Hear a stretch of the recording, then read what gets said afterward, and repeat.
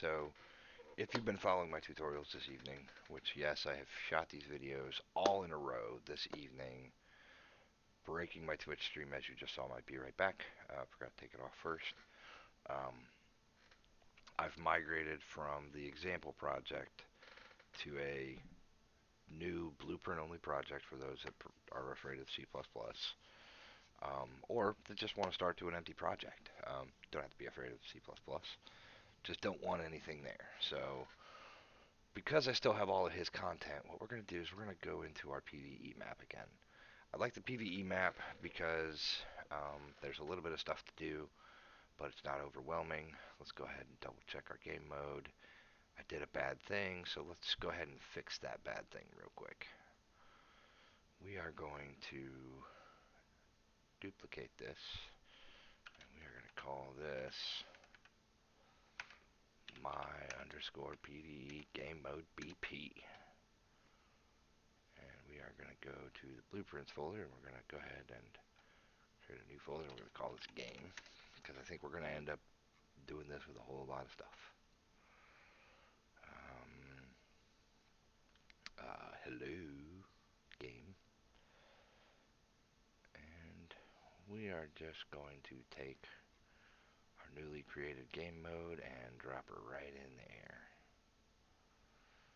Now, let's go ahead and open it up. And let's go ahead and put it, no, close you. Whoopsie, not you. Let's put you right here. So what we're going to do is we are going to say we want to, actually, what we want to do is we want to make sure that we get as much set correctly as possible. So here we're going to scroll down. So our game session, I know exactly what's going to happen if I go any further. There's no custom game session. Well, we do have a game state, so let's go ahead and address the game state problem. Drag that off. We're going to drag that off.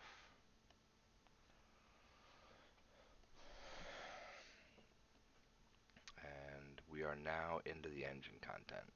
So what I'll say about that is we're in the engine content. Let's take a peek at it. The battle type is heroes against everybody, or heroes against enemies. That's going to be two teams, two sides. uh, Everyone against everyone is going to be free for all. So that's the battle type in the game state. So that's good to know for future reference. What else do we see? I don't really see anything else that is going on in that game state. So um,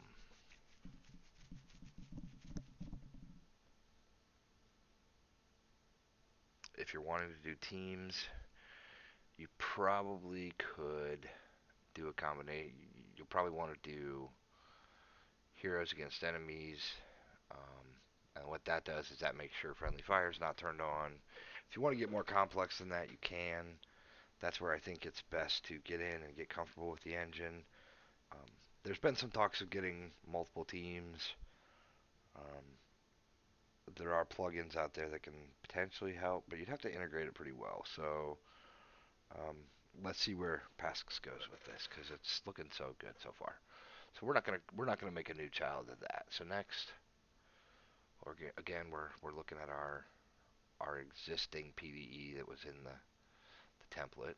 All right, so this one is definitely a content or a sample project piece. So we're going to go ahead and duplicate this, and we're going to call this my underscore companion component. And I bet anybody who is predictive can figure out what we're going to be doing quite a bit. So I'm going to plop that in the player folder because it has to do with the player. Um, Make sure it compiles. Okay. So the HUD, let's go ahead and duplicate it. And we're going to call it my underscore HUD1. And because, again, it's going to be at the player level, um, that's where we're going to go.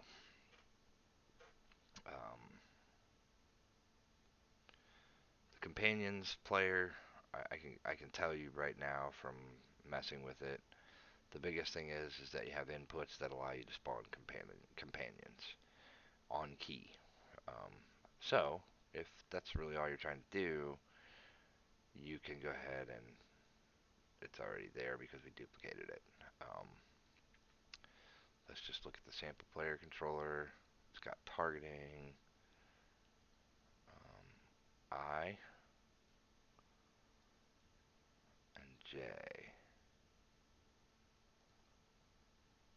What do these do? Remove stats info. So, alright, so do you, yes, you, alright, so dependency trail. So notice we're pointing at the player controller, at the ACF sample player controller. And the ACF sample player controller has some keys bound specifically in it to what looks to be, let's just go look and see what I and J do. Oh, inventory, which I have nothing in my inventory. Let's go pick something up, and now we can see my inventory. Um, and J. Oh, look at our stats. We can see our stats. So, well, that's all fine and good, but what we need to do before we go too far is we want to go ahead and you are parented to the ACF player controller. So let's go double check, but you should be in the engine content. So anything in this is going to be in your character, and let's see what anything is. Anything is your movement, which is awesome that that's in the controller. Um, Basically, what you can do is if you don't need these, um, be very careful.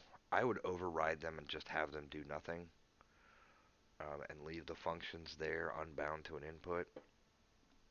Um, because since this is in the plugin, if you were to, let's say, delete the input turn rate, then anytime you started a new project with, and this goes to any plugin, anytime you do that, you're gonna lose the input from then on that engine versions if you're running it from the marketplace. So now, super secret, I'm running the plugin from a folder directly in my project. At this point in 4250 and a sense young age, I wouldn't do that right now. But I do think eventually you're going to reach a point in development where you're going to want to pull the plugin out because you're going to start making some changes to the plugin itself. Minor changes like that. Like if you're going to do a top-down game, you probably your better bet is to figure out what you need to do in this widget or in this controller and create your own new controller. Well, I can tell you, well, obviously you're not going to want any of this, right? Any of these input related. Um, Probably don't care about targeting at that point either if you're doing top down. Um, but I mean, if you think about it, any third-person shooter, any first-person shooter, any third-person game, any first-person game, you're gonna have these inputs. So only get rid of them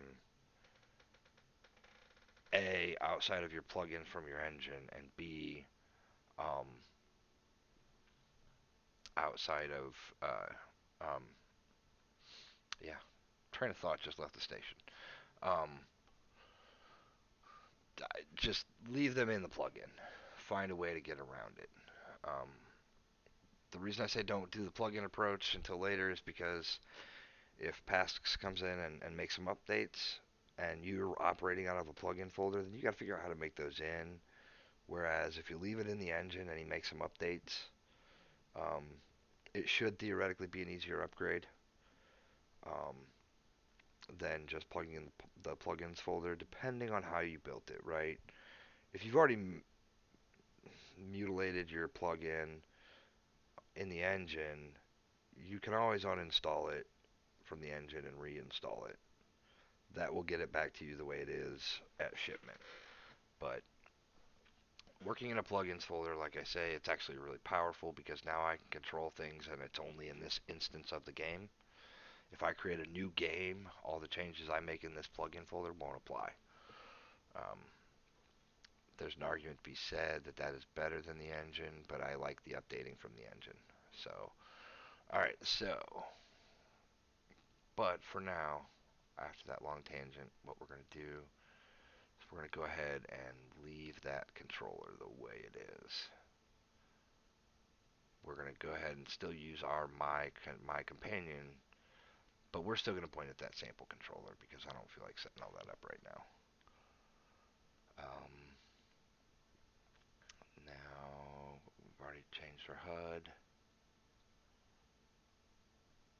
Um, I'm not doing anything with the replay, so we'll just set that again. So the reason why I'm checking that is because, again, back in my own game mode,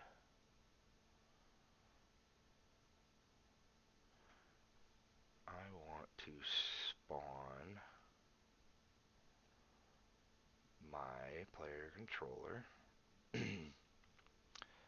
my HUD, and my character class. Now we can set this back to the sample.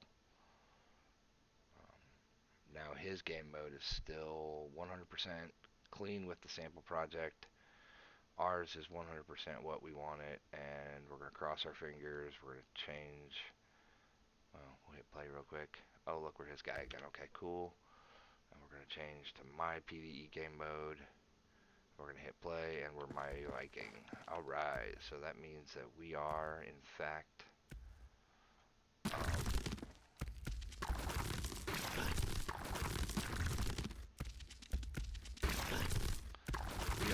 going. Alright, so, creating a weapon, what we're really here for.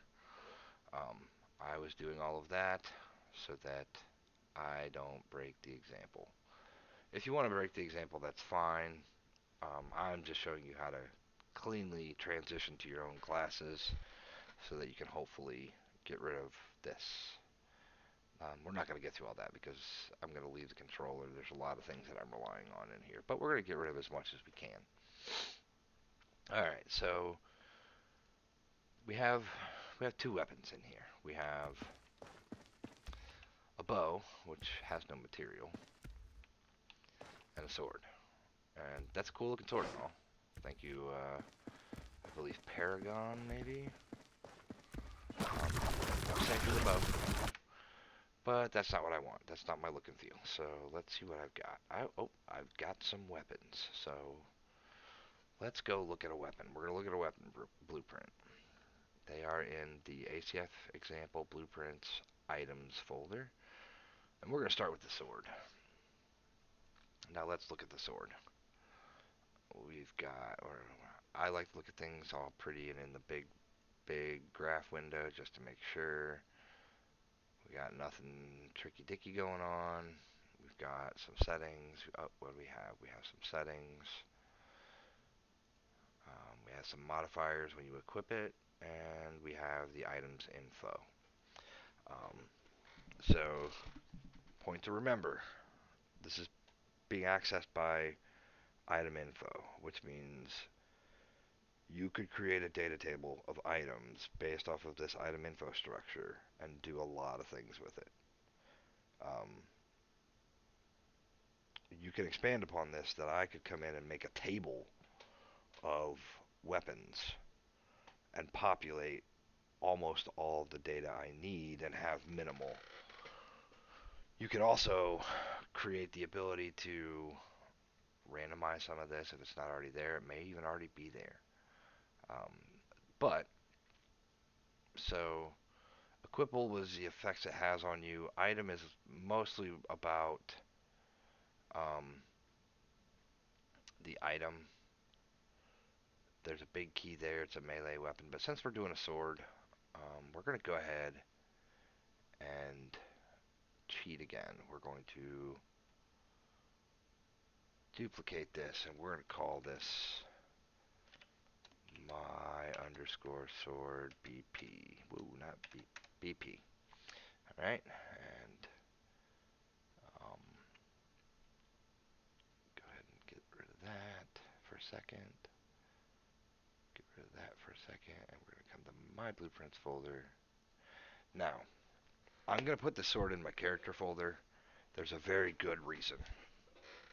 Um, because the AI and the framework are built just like you are, unless you assign them different stats, if you give them the sword that you make for you, then all the boosts you have are going to also apply to them. So if you go making it really OP, they will kill you in one swipe because you just made them OP. So I'm going to create a new folder called items.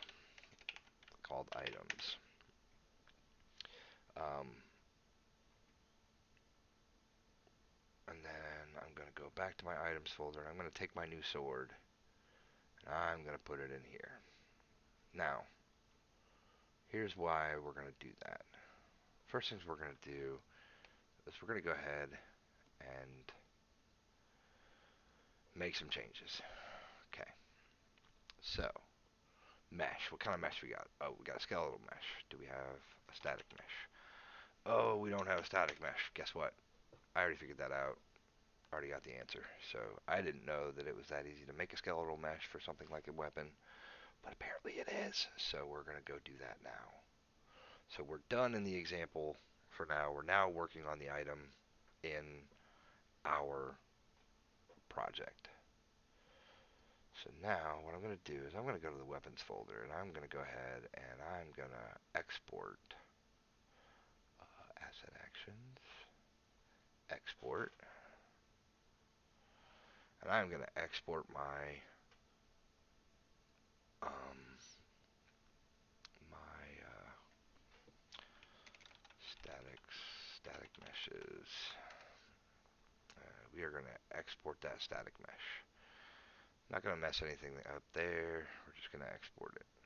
Then what I'm going to do is I'm going to create a new folder in here under weapons called skeletal meshes. Now we're going to import, and we're going to go back to the desktop where I just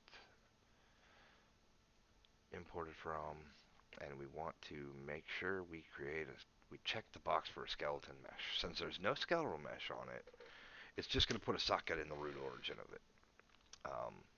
So we'll see where it goes. This could get completely ugly. With the one set of weapons I've been using in my own game, it just worked like that.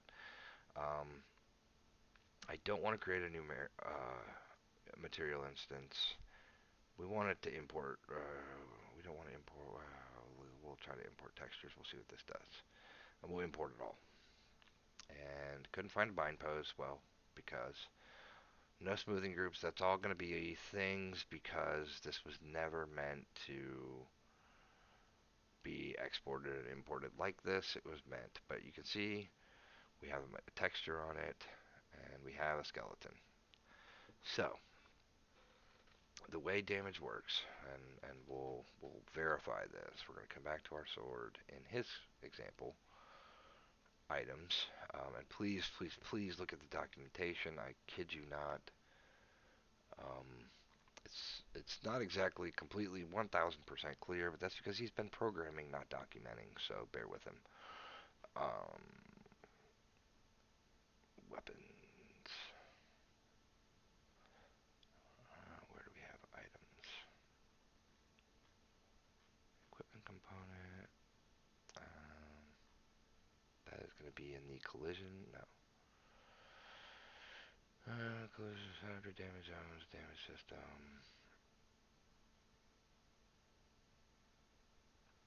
Alright, we're going to look for a weapon.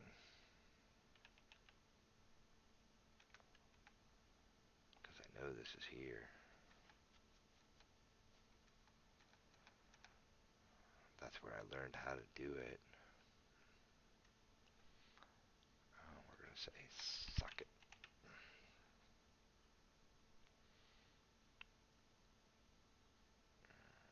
Collectibles and consumables on body socket. Did he change something on me? Nope. Start and all right. So right here in the collision manager, um, damage zones are traces, and they trace between a starting socket and an ending socket.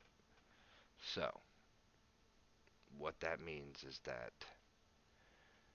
we're going to add a couple sockets. We're going to say, whoops, rename, start, start. And then we're going to go ahead and add another socket. We're going to call it end. Now for end, we want to take it all the way up to the tip of the sword. Um, Excuse me while I make a suggestion or ask a support question before I forget.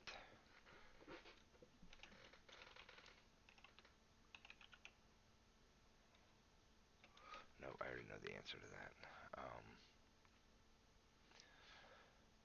So that'll take care of that. Now I have not tried it. We'll look at an axe next because now I'm intrigued. So we've created it with the start and the end, the sockets where anything in between that is going to get a damage trace done. So if it collides with something that receives damage and it's in between those sockets, it will. Okay, so now that we have a skeletal mesh, let's browse to the asset, and we are going to use that asset, and then we're going to go ahead and compile and save it. So in the collision component, you'll see the traces. They say to go from the start to the end. So I have a feeling what this means is that we need to, can we have 3 sockets for collision check?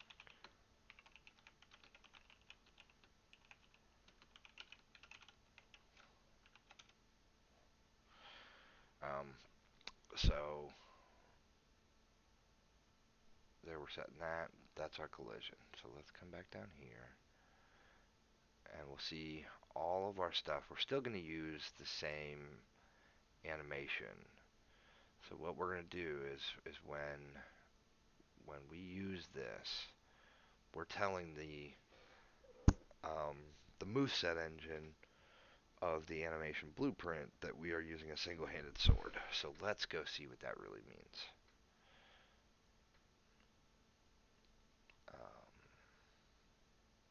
Nope, because no, I didn't retarget this one.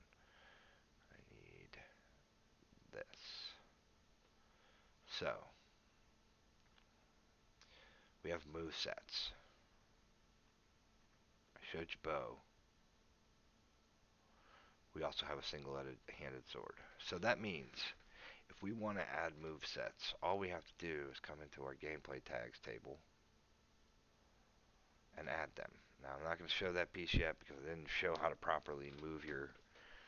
I haven't gotten to customizing your character settings yet because that's where you're going to spend a lot of time. You're going to create synergies because they're so easy. So we're going to cover that later. But basically what we need to know is that because we're saying that this is a single-handed sword, the weapon type, we are telling things that it's a sword. Um, if we wanted to, we could say it's a heavy sword, a long sword, a shield, a spear. You can do a lot of things with that. And then the move set, that controls the animations that you're going to have while you're playing. You can also have an overlay. So again, if you wanted to have a locomotion, like a single base locomotion, you can overlay the upper body onto it. Um, and then I don't have any of those at the moment. I have not touched that part yet. Um, and then you're saying that the movement set actions are is based on single hand sword again. So move sets and move set actions. So those are what are being driven by these settings. So that's why you can have either I'm carrying a sword, um, locomotion, and not have to have some super complex if sword do this, if that do that. You just say, hey, this is a single-handed sword. Play whatever move set when I'm moving, and whatever actions when I'm actioning. So if I want, I mean, you see,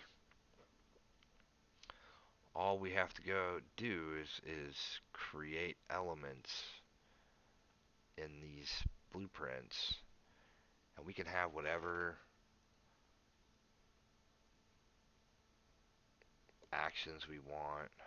We can have whatever blend spaces we want. So we're not even confined to really.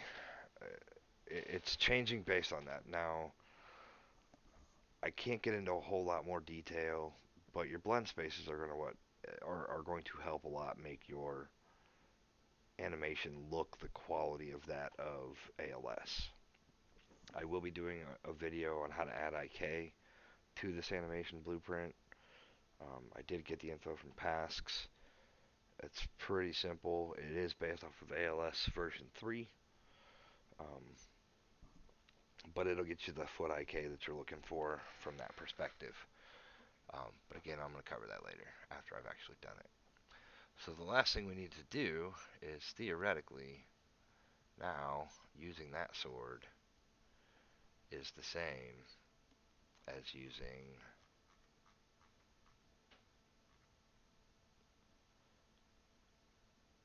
his sword. So what we're going to do is we're going to change this to my sword.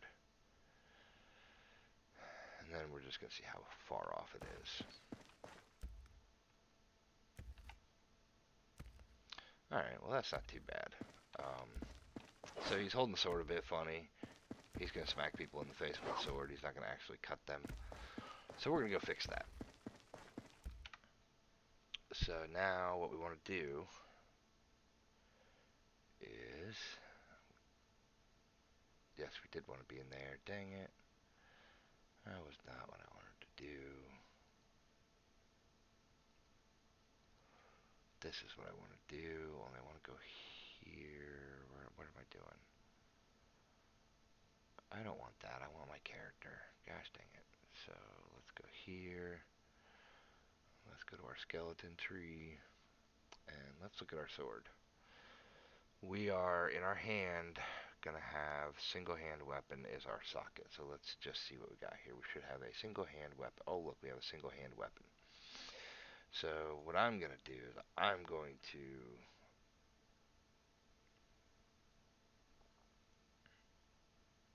hello, copy,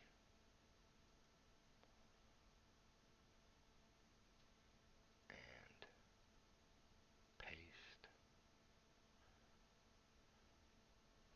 And now what we're going to do is we're going to call this my sword hand. And I'm doing this to show you just how flexible all of this really is. And let's get rid of his sword. We've already got that. So in here, we're going to grab the hand socket name. And we're going to go ahead and put it in here. And I'm showing you this because sockets are useful when you want to tweak an individual little item. And then, so what we're also going to do is we're going to find SHS, or SH sword equip. So SH sword equip, yeah, you're not there.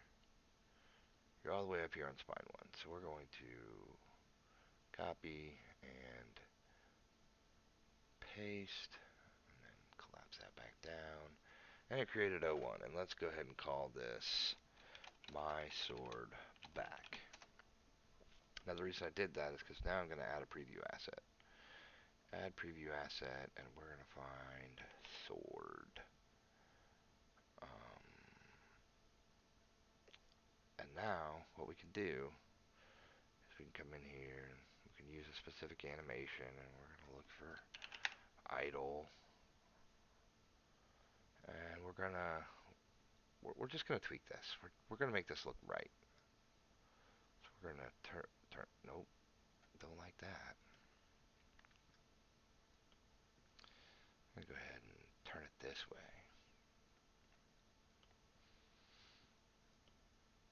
Probably turned it a little bit too much, maybe. But then we're going to take it, and we're going to, whoopsie, we're going to drag the window. We're going to take the arrow, and we're going to move it in, and then we're going to realize that we just totally screwed up. Helps if you pause the animation, because then the character's not moving, and you don't do what I just did. And basically, you're just going to put it, actually what really would be the right animation would be equip. And then we're going to pause, because now what we really want to do is we want to make this look as not terrible as possible. So he's reaching for the sword.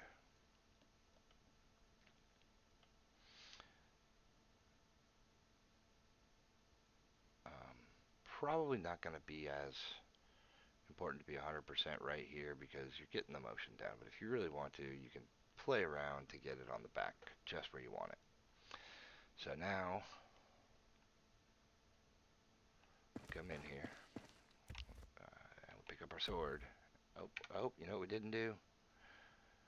We didn't do something.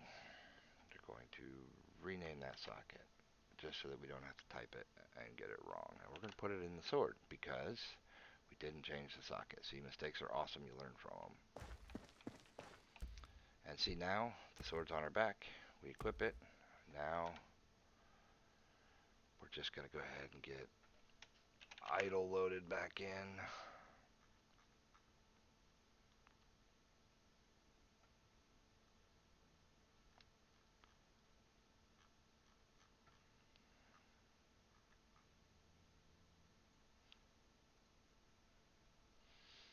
And we're going to go to our other socket, and we're going to add a preview asset. We're going to add a sword. We're going to add a sword. And all we're going to do is just make this look as pretty as we want it to be. So we're going to turn the sword this way a little bit.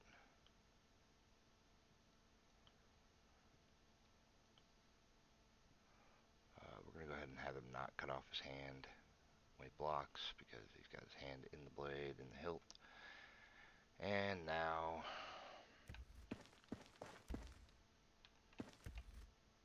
we have a sword, we equip it, and it looks like we want it to.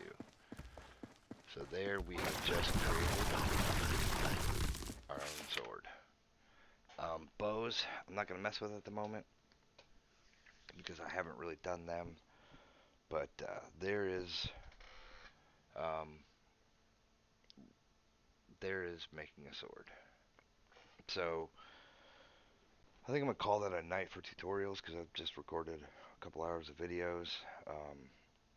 But it looks like Roosevelt's got a question. He says, how well does this work with DCS? This is not to knock, I know, this is not to knock DCS. I will tell you that because, whoopsie, I have it. I like it. I like dynamic combat system. However, um, it becomes not needed with Ascent combat framework. Does that make sense? Because you've got that same ability. So let me see if I can do it. So as you're seeing, I have swing combos. And those swing combos are in a montage. They are in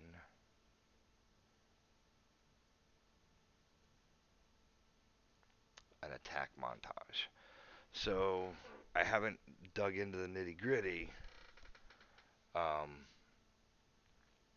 but it basically, if I take my timeline and extend it past there, they changed it on me. I don't know. Yeah, we can see all the parts of the combo. So I'm gonna do a video about that, but you can see the simplified but complicated. I just got used to the bastards. I just got used to how it worked, but now you can see the notifies. So Roosevelt's asking about dynamic combat system. It's a good plugin, but it's doing the same thing. You've got substates that are being fired at points in the animation. You have the notify exit action, which tells the actions that it's done. It's like dead time in the animation, where if you started taking control, you could, and then here you're already into your next combo, so root motion or whatever you're controlling the action is taken over, and that's very similar as to how dynamic combat system works. Uh,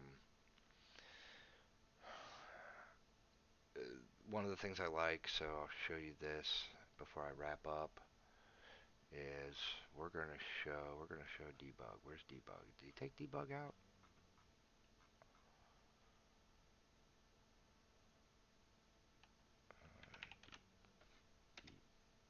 Oh, duh. It's on the collision component. So we're gonna show our.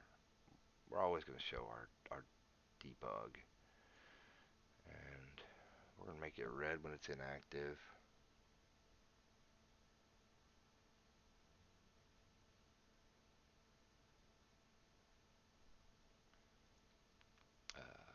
Of course, you can change it to red, but if you don't change the darkness, it doesn't effing matter.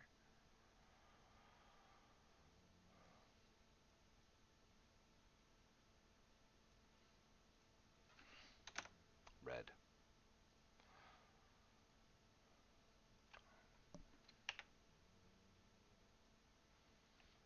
green. So we're always debugging. So now,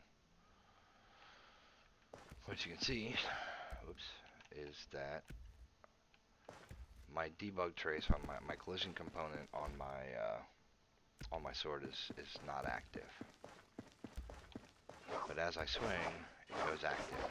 So same thing. That's what those notify states are doing. And you can see they just hit me. So I roll away. This would be way easier on a controller. So um, I am trying not to slam DCS Roosevelt, if that makes any sense. It's actually a really good template. But this is plugin, and plugin is usually more. You're right. This makes for a cleaner implementation. This is a great framework to build that on. It's not that DCS is bad. Um, it's that this is better.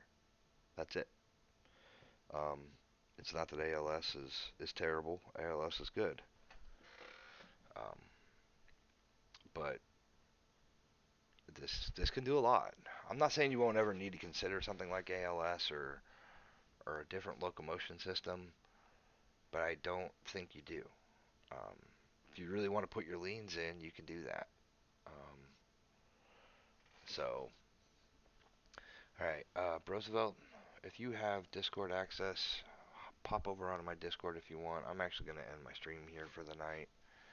Um, get some videos copied over to YouTube. Um, if you're watching one of these and one of them is just too long and full of crap, by all means, um, tell me and I'll remake a video later when I don't have the rambles as much. So, otherwise, everybody have a good night, and I'll talk to you soon.